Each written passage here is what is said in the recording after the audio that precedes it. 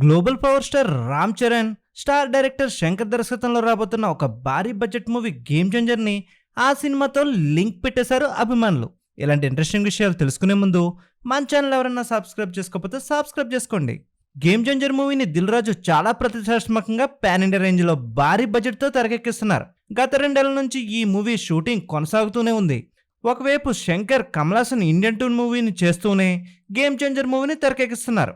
ఈ రెండు pan India ప్రాజెక్టులు కావడం విశేషం.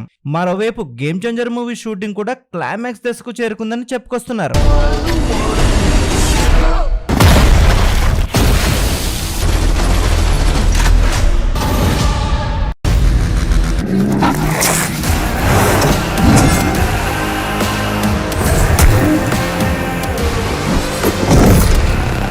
కాస్త కోస్త ప్యాచ్ వర్క్లను కంప్లీట్ చేసి ఈ సినిమా షూటింగ్ కి గుమ్మడికే కొట్టేస్తారని తెలుస్తుంది.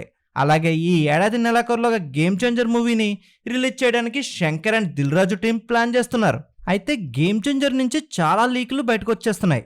మరి ఇలాంటి విషయాల్లో శంకర్ చాలా జాగ్రత్తగా వ్యవహరిస్తూ ఉంటాడు.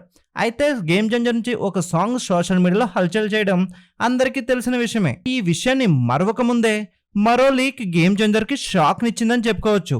అయితే గేమ్ చేంజర్ నుంచి ఒక యాక్షన్ సీక్వెన్స్ బయటకు వచ్చేసింది. ఆ వీడియో ఇప్పుడు సోషల్ మీడియాలో హల్చల్ చేస్తుంది. మరి ఈ వీడియోను బట్టి గేమ్ చేంజర్ కథకి విక్టర్ వెంకటేష్ సూపర్ హిట్ చిత్రం జయం మందిరకి దగ్గరగా ఉందని ప్రచారం నడుస్తుంది. జయం మందిర సినిమాలో వెంకటేష్ డ్యూయల్ రోల్ పోషించారు. Senior Venkatesh flash back episode లో ఒక తక్కువ జాతి వ్యక్తిని లీడర్ గా నిలబెట్టే సీక్వెన్స్ ఉంటుంది. మహాదేవరాయుడు కులం తక్కువ గుళ్ళోకి తీసుకొచ్చి స్వామి వారికి పట్టు వస్త్రాలు ఇప్పించడం అనాచారం. ఎవరు చెప్పింది అది అనాచారం? శాస్త్రం. ఏ శాస్త్రం చెప్పింది? మళ్ళీ ఎవడైనా వాళ్ళని కడజాతి వాళ్ళు అన్నారంటే వడదిక్కునున్న వల్లకాట్లో కలిసిపోతారు. సీక్వెన్స్ లో విలన్స్ కి అది నచ్చక హీరో వెంకటేష్ ని పగబట్టి చంపేస్తారు. అదే తరహాలో తాజాగా లీక్ అయిన వీడియో కూడా ఉందని కామెంట్లు వినిపిస్తున్నాయి. గేమ్ చేంజర్ మూవీలో కూడా సీనియర్ రామ్ చరణ్ క్యారెక్టర్ ఒక మాస్ లీడర్ గా రాజకీయ నాయకుడిగా ఉంటుందనే మాట వినిపిస్తుంది.